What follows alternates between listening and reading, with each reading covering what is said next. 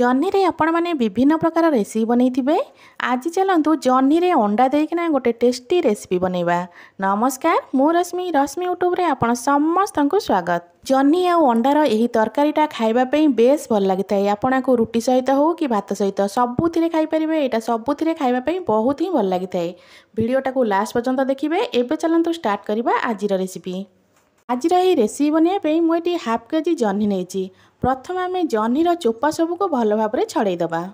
जह्नी ये मोर टिके बड़ साइज्र था तो मुझे भल भाव में सब चोपा को छड़े देती। देखो जह्नी की पूरा मुझे भल भाव में छड़े देती। एबे सेम प्रोसेस रे बड़का जो जह्नी अच्छी ताकू एबे भल भाव में आम चोपा छड़ेदबा। जह्नी को चोपा छड़े सारापर ताकू प्रथम धोईदेवे, तापर ताकू आम काटिबा। एबे आम जह्नीर तो चोपा छड़ा सारा। एबे ताकू भल भाव में धोईदबा, तापर एठी आम याकू काटिबा। जह्नी को भल भाव में धोई सारापर देखो बड़ बड़ खंड हिसाब से काटी। जह्नीर यही रेसिपी बनला बेले जह्नी को टिके एमती बड़ बड़ खंड काटे। तो ये जह्नी तो कटा सारा। ये देखो मुझे 4टा अंडा नहीं। अंडा को भल भाव में सीझेकिना तार चोपा को छड़े देती। एबे गोटे अंडा को 2-2 फल हिसाब से आम करदबा। सबुजाक अंडा को 2 खंड कर सारापर आम साइड रखा। अंडा जह्नीर यही रेसिपीटा को आपण मैंने थरे निश्चय ट्राए करेंगे। यहाँ बहुत ही टेस्टी लगी था खावाई। एबे गैस उपर गोटे कड़ई बसैबा। कड़ई रे अल्प सोरिष तेल दबा। तेल गरम हो सारापर से दौर हाफ चामच भाला कला जीरा। जीरा आमर भल भाव में फुटीगला गोटे बड़ साइज्र पियाज को एमती लंबा लंबा हिसाब से काटिदी। देदेबा पियाज को नर्माल आम ये भाजवा। पियाज को भल भाव में गोल्डन ब्राउन कलर हवा पर्यंत भाजवा। गैस फ्लेम को हाई रखिथे। हाई फ्लेम रे 3 ରୁ 4 मिनट पर्यंत पियाज को भाजबे। 3 ରୁ 4 मिनट है पियाज आमर भल भाव में गोल्डन ब्राउन कलर है किंतु कलर आस्ते आस्ते चेंज है। एबे देदेबा कद्दूकस कर रखिथिबा गोटे चामच भाला अदा। अल्प रसुण को एमती छोट छोट खंडे काटिदेछि ताकू एबे एथिरे देदेबा। अदा रसुण पियाज को एठी मिसेकिना भल भाव में भाजवा। जे पर्यंत आमर अदा रसुण भल भाव में भाजी होतिबो पियाज भी आमर भल भाव में गोल्डन ब्राउन कलर हो। जदि आपण मानकु आज रेसिपीटी भल लगे वीडियो को लाइक करेंगे, शेयर करेंगे। चैनल जदि नुआ अच्छा सब्सक्राइब तो निश्चय करदे। एटी अदा रसुण पियाज को भाजबार मोर 3 ରୁ 4 मिनट भाया होगा। सबूक आम भल भाव में भाजीगला। जह्नी को जो आम काटिकी धोईकिना रखी एबे ऐड करदबा। जह्नी को दे सारापर भल भाव में ये गोलैदेवे। गैस फ्लेम को हाई ही रखिथे कारण जह्नी आमर पानी छाड़ तो से पानी रे ही आमर मसलाटा सीझ। तो ये भल भाव में गोलै सारापर आम कभर करदबा। कभर करके 3 ରୁ 4 मिनट छाड़ा। कभर करने समय गैस को टिके मीडियम करदे। मीडियम फ्लेम रे कभर करके 3 ରୁ 4 मिनट पर्यंत सीझापी छाड़ा। 3 ରୁ 4 मिनट पर एबे आमे कभर काढ़ा। तो एबे आकु देखिबा तळु आमर लागिछि कि नहीं। जेहेतु जह्नी आमर पानी छाड़ुछि तो मसला आमर किछि भी तळु लागिनी। एबे गैस फ्लेम आउ टिके हाई करदेबे। हाई फ्लेम रे आकु एमिति भल भाव में भाजिबे। को आउ कभर करेंगे एमती खोलार ही 3 ରୁ 4 मिनट पर्यंत एपट सेपट कर भाजबे। जह्नी टिके भाजी सारापर से टमाटो ऐड करवा। मुझे गोटे बड़ साइज्र टमाटो को पूरा छोट छोट खंडे काटिदेछि। एबे से टमाटो को एते देदेबा। जह्नी सहित ये टमाटो को मध्य भल भाव में भाजवा। गैस फ्लेम तो आमर ये हाई अच्छी किसी भी लो करार आवश्यकता ना। जह्नी जेहेतु पानी छाड़ुछि तो आमर किसी मसला तले लगभग।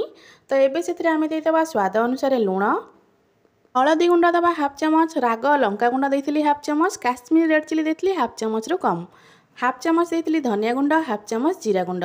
सबू मसला को दे सारापर आपको भल भाव में ये आम गोलैबा। मसला को ये आमर कषाइबार अच्छी। जह्नी जो पानी बाहर से ही आमर मसलाटा बहुत भल भाव में कषि हो। तो ताको एबे भल भाव में ये गोलैदेवे। 3 ରୁ 4 मिनट पर्यंत आपको एपट सेपट कर गोलैबे। ये जमा भी पानी ऐड करेंगे। आपण मानक मसला टे सुखा सुखा लगुव तो जमा भी पानी ऐड करेंगे। जह्नी ही आम मसलाटा भल भाव में कषि हो। मसलाटा को भल भाव में गोलै सारापर कभर करदे। कभर करके आम भल भाव में कषाइवाई छाड़ा। मसला को एमती घोड़े कषला बेले मझे मझे टे चेक करुवे।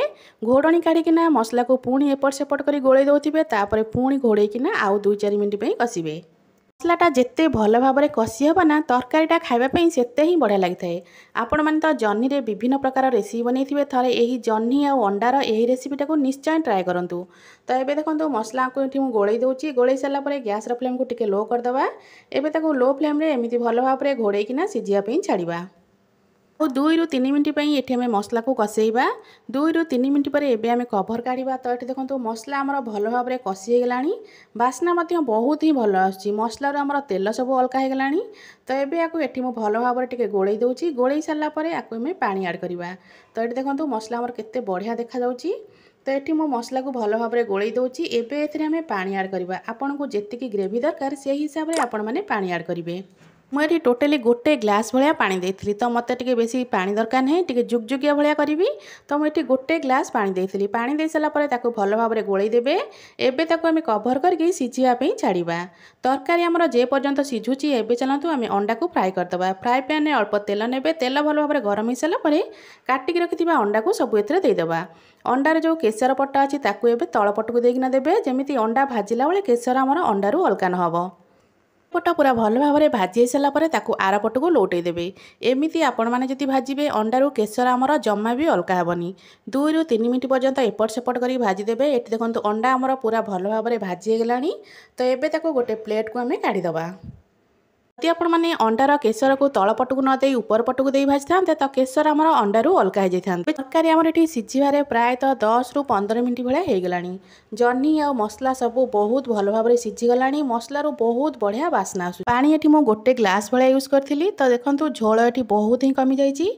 तो मत ये जुगजुगिया बनाइला से गोटे ग्लास पानी देती एवं से आम भाजिक रखि अंडा को देदेबा अंडा को दे सारापर गैस फ्लेम को टिके हाई करदे हाई फ्लेम रे एबे आम जह्नी सहित अंडा को भल भाव में मिसईदेवा एपट सेपट कर गोलईदेवे जमा भी व्यस्त हेनी केसर आमर टोटाली अंडारू अलगा हेनी तो ये एपट सेपट कर गोलईदेवे गोलई सारापर पुणी को कभर करके आउ 2 ରୁ 3 मिनट आम टे सिझापी छाड़ा 2 ରୁ 3 मिनट सिझापी छाड़े मसला सहित अंडा आमर भल भाव में मिसीज 2 ରୁ 3 मिनट पर एबे मु कभर काटुची देखंतु आमर तरकारीटा देखिया केते सुंदर लगुच देखिया जेतिकी सुंदर लगुच ना खाइबा बहुत ही टेस्टी मसलार झोल जमा बेसी ना पूरा जुगजुगिया होइची आपको आपण मैंने भात सहित हो कि रुटी सहित सबुथिरे खाइपारे सबुथिरे खाइबा यहाँ बहुत ही बढ़िया लगी है आशा करुँची आपण मानक आज रेसिपीटी निश्चय भल लगी जदि आपण मानक आज रेसिपीटी भल लगी वीडियो को लाइक करेंगे शेयर करेंगे चैनल नुआ थे सब्सक्राइब तो निश्चय करदेवे पुणी आसबि गोटे नुआ रेसिपी नहीं से पर्यंत रोचे नमस्कार जय जगन्नाथ।